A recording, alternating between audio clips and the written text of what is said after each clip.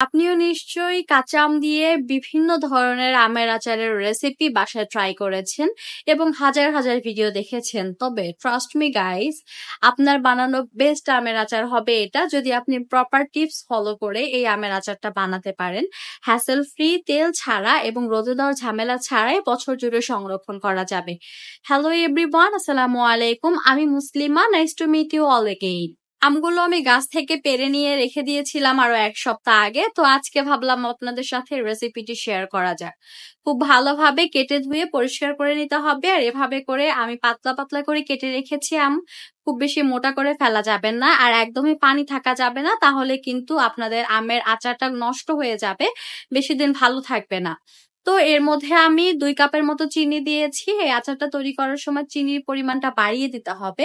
চিনির পরিমাণটা যদি কম দেওয়া হয় সেক্ষেত্রে কিন্তু আমগুলো গলে বা ভেঙে যাওয়ার সম্ভাবনা রয়েছে।